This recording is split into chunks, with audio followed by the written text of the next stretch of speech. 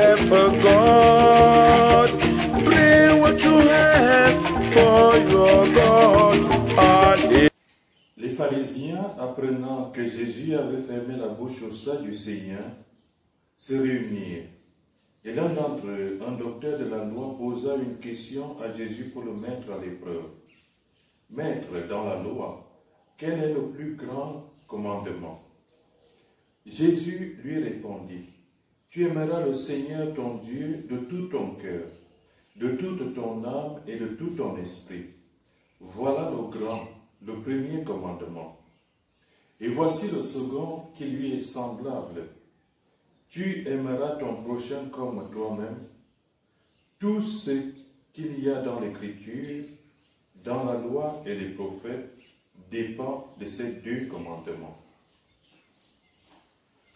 Acclamons la parole de Dieu.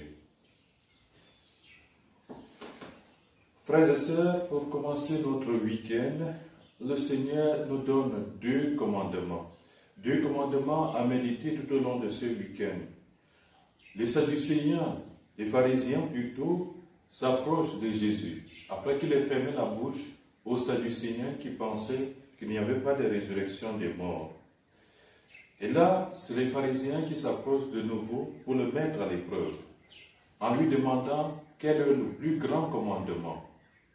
Jésus va donner le grand commandement, mais il va dire que ce commandement ne va pas tout seul. Il va avec un autre commandement aussi, qui consiste dans l'amour du prochain.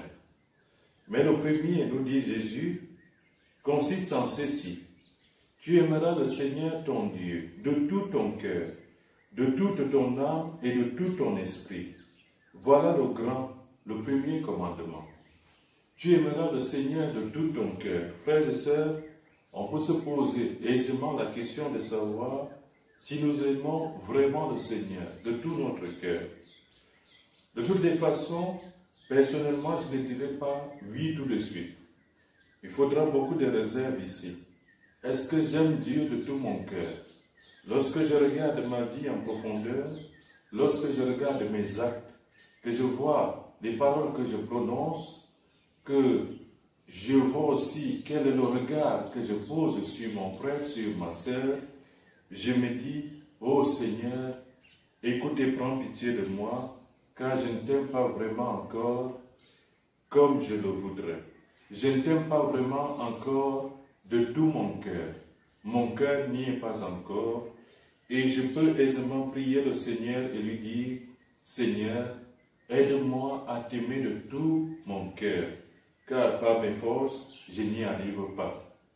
Quand je me regarde profondément, je me dis, oui, vraiment, je n'aime pas le Seigneur de tout mon cœur comme je le voudrais. Mon désir, c'est de l'aimer de tout mon cœur, mais je n'y arrive pas. Tu aimeras donc le Seigneur ton Dieu de tout ton cœur. Et Jésus ajoute, de toute ton âme et de tout ton esprit. C'est-à-dire toute ta vie entière doit être une vie pleine d'amour pour le Seigneur. Toute notre vie doit être tournée vers Dieu. Nous devons aimer Dieu de tout notre cœur, de toute notre âme et de tout notre esprit. Voilà le premier, le grand commandement. Est-ce que nous le faisons vraiment? Ou est-ce que nous avons tourné notre cœur, notre âme et tout notre esprit vers des choses charnelles, vers les biens de ce monde? Est-ce que nous avons tourné le dos au Seigneur sans jamais plus nous approcher de lui? Tu aimeras le Seigneur de tout ton cœur, de toute ton âme, de tout ton esprit, mon frère, ma sœur. Voilà le premier et le grand commandement. Mais ce commandement ne va pas tout seul. Le Seigneur va nous demander aussi d'aimer notre prochain. Voilà, et voici le second qui lui est semblable. Tu aimeras ton prochain comme toi-même. Cette remarque encore, le comme toi-même est aussi difficile pour nos frères et sœurs. Aimer notre frère, aimer notre sœur comme nous-mêmes, nous semble pour souvent une tâche impossible, une tâche difficile à accomplir. Car comment aimer mon prochain comme moi-même lorsque ce prochain devient pour moi une occasion de chute? Comment aimer mon frère, ma sœur, comme moi-même, lorsque je suis combattu, lorsque je suis poursuivi par le même frère, la même sœur? Comment aimer mon semblable comme moi-même lorsque je suis trahi ou alors lorsque je suis haï? Frères et sœurs, le commandement, ou mieux, les deux commandements que donne ici Jésus, résument toute la parole de Dieu. Car comme le dira l'apôtre Saint Jean, nous ne pouvons pas réellement aimer Dieu qu'on ne voit pas si nous disons que nous n'aimons pas nos frères. Si nous disons cela, nous sommes nous-mêmes des menteurs. Nous ne pouvons pas aimer Dieu qu'on ne voit pas si on n'aime pas notre frère, notre sœur. Nous ne pouvons pas le prétendre. Le prétendre serait soit faire de Dieu un menteur, soit alors faire de nous-mêmes des menteurs. Donc l'amour pour le prochain ne se coupe pas de l'amour de Dieu et vice-versa. L'amour que j'ai pour Dieu doit me conduire inéluctablement à aimer mon frère, ma sœur. Car qui aime Dieu reçoit au plus profond de son cœur l'Esprit de Dieu, l'Esprit Saint de Dieu, le cœur même de Dieu, qui va jusqu'à aimer même ses ennemis. Ça a été le cheminement de Jésus jusqu'à la croix, le cheminement de Jésus durant toute sa passion, qui allait jusqu'à pardonner même à ses bourreaux. Pardonne-leur, Père, car ils ne savent pas ce qu'ils font. Et dans la première lecture que nous avons entendue, le Seigneur va demander quelque chose de semblable au prophète Ézéchiel. Il va demander au prophète Ézéchiel de prophétiser sur des eaux desséchées. Ézéchiel 34, lorsque le prophète lui demande « Qu'est-ce que je vais dire sur ces eaux desséchées ?» Le Seigneur lui dit « Prophétise, adresse un oracle à l'Esprit. Prophétise, fils d'homme, tu vas dire à l'Esprit, ainsi parle le Seigneur Dieu. Viens des quatre vents, Esprit, souffle sur ces morts et qu'ils vivent. Souffle sur ces morts et qu'ils vivent. » Nous devons aussi demander au Seigneur de souffler sur nos cœurs. Nous devons demander à l'Esprit Saint de souffler sur nos cœurs, notre cœur, sur notre âme, sur notre esprit, pour que nous ayons assez de force, pour que nos os se raffermissent, pour nous tourner résolument vers le Seigneur et pour aimer nos frères et sœurs avec un cœur de chair et non pas avec un cœur sec ou un cœur de pierre. Les eaux dans la vallée que le prophète Ézéchiel perçoit, ce sont des eaux desséchées.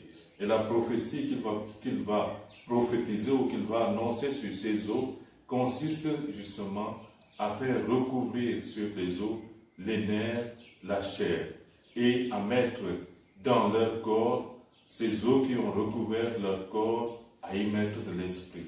Un esprit nouveau, un esprit vivifiant. Voilà ce que nous pouvons demander au début de ce week-end, frères et sœurs.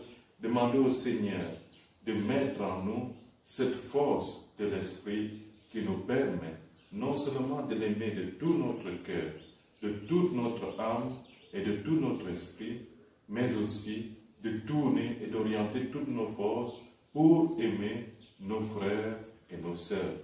Cela viendra justement, consiste aussi dans le pardon que nous pouvons adresser à nos frères, à nos sœurs. Et aussi, cela peut consister dans des choses simples. Prier pour nos frères et nos sœurs qui nous semblent être difficiles. Prier pour nos amis qui semblent nous avoir, qui nous ont peut-être trahis. Prier pour nos époux, nos épouses. Prier pour nos enfants qui semblent traverser des moments difficiles ou avec qui on ne s'entend pas toujours comme on le voudrait. Aimer Dieu de tout son cœur, de toute son âme, de tout son esprit, et aimer son prochain comme soi-même. Voilà les commandements, frères et sœurs, que Jésus nous donne pour entrer dans ce week-end, pour vivre les relations que nous aurons à vivre dans un esprit renouvelé, avec une force neuve. Amen.